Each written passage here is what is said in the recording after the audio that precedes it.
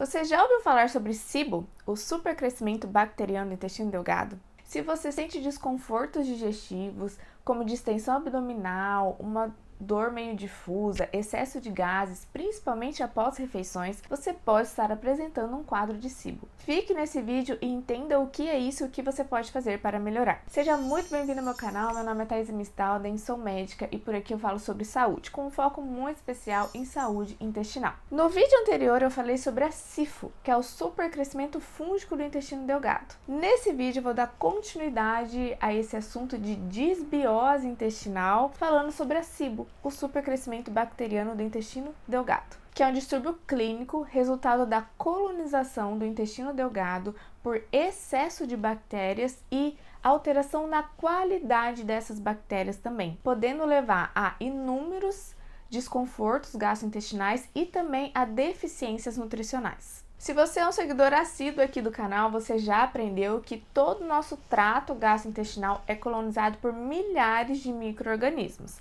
certo? Esses micro-organismos a gente dá o nome de microbiota. Cada região do trato digestivo tem a sua especificidade de acordo com o número e com o tipo de micro-organismos que ali habitam. Em um indivíduo saudável, a gente tem essa contagem de micro-organismos aumentando distalmente no trato digestivo. Ou seja, no estômago a gente tem uma quantidade bem pequenininha de micro-organismos, essa quantidade aumenta um pouquinho no intestino delgado, que é a primeira porção intestinal, mas mesmo assim é um ambiente bem controlado, e a quantidade aumenta muito mais na segunda porção intestinal, que seria o intestino grosso. No intestino delgado, que é essa primeira porção que fica logo após o estômago e antes do intestino grosso, a gente precisa ter essa população microbiana, essa população bacteriana controlada, porque é ali que ocorre a maior parte da digestão e de absorção de nutrientes. Dessa forma, nós garantimos que não ocorra competição das bactérias com os nutrientes ingeridos na nossa dieta, já que as bactérias intestinais se alimentam do que nós ingerimos.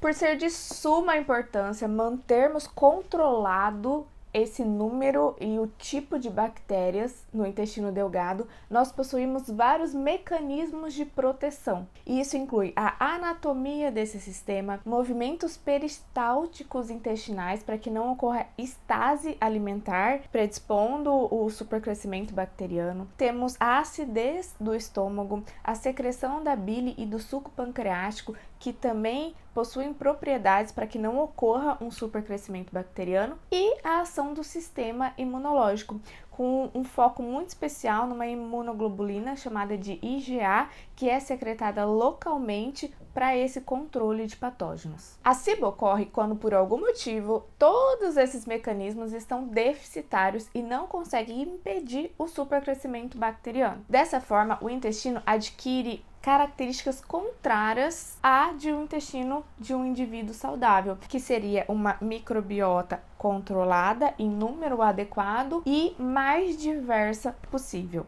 Os sinais e sintomas da SIBO se dá pela má digestão de nutrientes e também pelo consumo de parte desses nutrientes pelas bactérias em excesso ali no intestino. Então, vamos pensar comigo, porque se a gente começar a pensar o que ocorre quando a gente não tem a absorção adequada de nutrientes, nós conseguimos inferir todas as consequências, os sinais e os sintomas que vêm a partir dessa má digestão. Então, quando nós temos má absorção e má digestão de carboidratos, as bactérias que estão ali no intestino, elas vão fermentar muito esse carboidrato. E o produto dessa fermentação são gases, como gás hidrogênio, gás metano. O excesso de gás ali na alça do intestino acaba distendendo, porque ele faz mais pressão. Pensa que o nosso intestino é uma mangueirinha. Se a gente tem muitos gases aqui dentro dessa mangueirinha, a gente vai fazer uma pressão na parede dessa mangueirinha. E essa pressão faz uma distensão de alça intestinal, então por isso que a gente tem uma distensão abdominal, a barriga fica inchada. A gente tem dor, porque essa pressão distende e causa dor. E a gente pode ter episódios de diarreia ou constipação, por irritação mesmo ali da mucosa desse intestino e pela má absorção de nutrientes. Além disso, esse gás que está ali concentrado no intestino, ele precisa sair de alguma forma. Então, ele pode sair através de flatos, que são os gases intestinais, ou através de eructações, que são os arrotos. é muito comum, logo após a refeição, mais ou menos 1 a 2 horas após uma refeição, esses sintomas piorarem. Eles sempre pioram com a presença de alimentos. E no caso da SIBO, como esse supercrescimento bacteriano é na primeira porção do intestino, acontece aproximadamente 2 horas após uma refeição, porque é o tempo com que o alimento chega ali na primeira porção intestinal e começa toda essa fermentação das bactérias. Então é comum ter esses desconfortos, esse inchaço, essa dor abdominal, sentir que está com mais gases umas 2 horas após uma refeição e também vários episódios de arrotos. Já a má absorção de gordura pode resultar em esteatorreia, que é a saída de gordura nas fezes, em perda de peso e em deficiência de vitaminas lipossolúveis, que são as vitaminas melhor absorvidas com a presença de gordura. Então, a vitamina A, E, a D e a K, principalmente. A utilização das bactérias da vitamina B12 também pode acarretar a deficiência dessa vitamina a níveis sanguíneos, que pode levar à anemia megaloblástica e também à neuropatia periférica. Além disso, todo esse aumento bacteriano e aumento dos metabólitos produzidos por essas bactérias no intestino são muito irritativos, então pode levar a um quadro de leaky gut, que a gente chama de intestino hiperpermeável, ou seja, a parede intestinal, que é para ficar as células, da parede para ficar todas juntinhas, grudadinhas umas às outras, elas ficam machucadas, falando de uma forma bem leigo para você entender. Então, o intestino fica hiperpermeável, fica como se fosse uma peneira. E qual é o problema disso? Isso leva a uma alteração inflamatória, a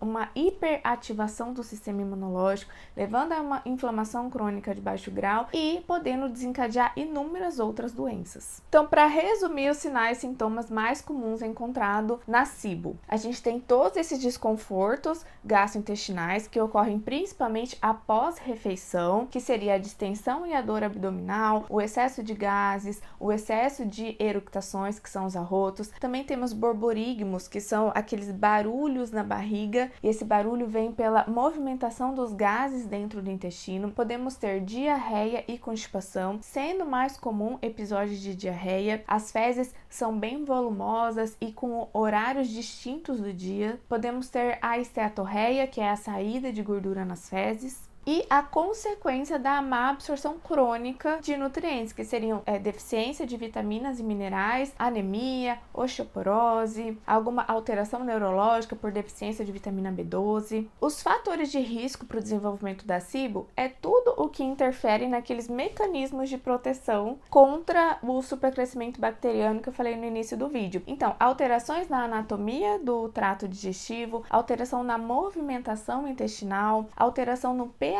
do estômago. Como o pH ácido do estômago é importante para esse controle de proliferação microbiana, se a gente tem uma hipocloridria, ou seja, a diminuição da acidez do estômago, a gente pode desenvolver uma SIBO. E isso é uma causa muito comum do desenvolvimento de SIBO. A hipocloridria pode acontecer por idade, pessoas mais idosas têm mais hipocloridria, pode ser pelo uso abusivo dos medicamentos antiácidos, principalmente dos inibidores da bomba de prótons, que são os prazóis da vida, omeprazol, esomeprazol, pantoprazol. Quando usado de forma crônica, ele leva a uma hipocloridria crônica, que pode levar ao desenvolvimento da SIBO. Pode ser pela infecção no estômago de uma bactéria chamada H. pylori, que também leva à hipocloridria, ou pode ser até por uma gastrite atrófica, por uma gastrite desenvolvida por uma doença autoimune. Além disso, o uso de outros medicamentos também predispõe ao desenvolvimento, com um foco especial em antibióticos. O uso de antibióticos de repetição podem levar a isso, e também de opioides. E é claro, não deixo de falar nunca da dieta. Em todos os vídeos desse canal, em algum momento eu falo sobre dieta, e a dieta aqui também é importante para o desenvolvimento da SIBO. A dieta de padrão ocidental, que é o que temos aqui, que é uma dieta baseada em farinhas, em açúcar, em produtos industrializados, cheio de aditivos químicos, são alimentos com baixa densidade nutricional, é um fator de risco muito grande para o desenvolvimento da SIBO, porque é um fator de risco para o desenvolvimento de disbiose intestinal. E a SIBO nada mais é do que uma disbiose, só que disbiose da primeira porção do intestino. Como o padrão alimentar, principalmente esse padrão pobre, da dieta de padrão ocidental, é um risco muito importante para o desenvolvimento de disbiose. Nós também podemos ter o desenvolvimento da SIBO. O diagnóstico é feito pela clínica e também por um exame chamado de teste do hidrogênio e ou do metano expirado, que é um exame realizado com a ingesta de uma solução de glicose ou de lactulose e a medição seriada do gás expirado. Então, o paciente faz a ingestão dessa substância, espera 90 minutos e no decorrer desses 90 minutos vai fazendo pequenas expirações, assim, num aparelhinho. Essa expiração mede o quanto de gás metano ou hidrogênio está sendo exalado pelo ar. Por quê? Quando ingere essa substância de glicose ou de lactulose, ela logo chega ali no intestino delgado e as bactérias começam a fermentar. O produto dessa fermentação são os gases. Parte desses gases, aproximadamente 20% desses gases produzidos pelo metabolismo microbiano, é absorvido no intestino e é exalado pela nossa respiração. Então, se nesse intervalo de 90 minutos ocorrer o aumento do gás expirado maior do que o padrão, a gente fecha o diagnóstico de SIBO. Porém, esse exame ele é um pouquinho chato de fazer porque o paciente pode ter muitos desconfortos digestivos, principalmente por ter a presença do supercrescimento bacteriano, e ele também precisa ser realizado de uma forma mais controlada. Não pode ter utilizado antibiótico terapia nas últimas 3 a 4 semanas, não pode estar usando laxantes, procinéticos, antiácidos, não pode ter feito exercício físico extenuante no mesmo dia do exame. Então tem vários critérios para que esse exame seja o mais fidedigno possível. E mesmo assim, ele acaba dando bastante falso negativo. Então a gente sempre tem que correlacionar com a clínica e também correlacionar com exames laboratoriais, principalmente demonstrando deficiências nutricionais. O tratamento da SIBO é multifatorial. A gente tem que abordar várias coisas no estilo de vida. E aqui entra a dieta, não tem como não falarmos dela novamente. Uma dieta mais baseada em vegetais, em comida de verdade, né, sem produtos industrializados, a mais variada possível. Fazer o mindful eating, que é o comer consciente, comer devagar, mastigando bem os alimentos para que a gente tenha uma digestão mais eficiente possível e sobre pequena quantidade de nutrientes mal digeridos no intestino. Por isso também que a suplementação de enzimas digestivas para o tratamento da SIBO é muito importante. A gente precisa fazer com que a digestão ela fique mais eficiente possível, porque quanto menos alimento mal digerido sobrar no intestino, menos alimento para as bactérias fermentarem e fazerem todos esses sintomas. Atividade física também é muito importante, sono reparador é importante, diminuição do estresse também, porque o estresse leva a uma má digestibilidade e absorção de nutrientes. E em relação ao tratamento medicamentoso, hoje em dia é mais preconizado o uso da antibiótico terapia, porém nós vemos muitos casos de recidiva pós-tratamento. Então a fitoterapia está entrando com um resultado muito legal também para o tratamento da SIBO, aliada à dieta, aliada a todas as mudanças de estilo de vida, obviamente. E também é importantíssimo corrigirmos as deficiências nutricionais. Espero que você tenha gostado desse vídeo. Se ficou alguma dúvida, deixa nos comentários que vai ser um prazer enorme respondê-lo. Manda esse vídeo para quem já comentou com você que tem algum desconforto, que não se sente bem após as refeições, que eu tenho certeza que também vai ajudar muito essa pessoa. Um grande beijo, se inscreve no canal e até o próximo vídeo.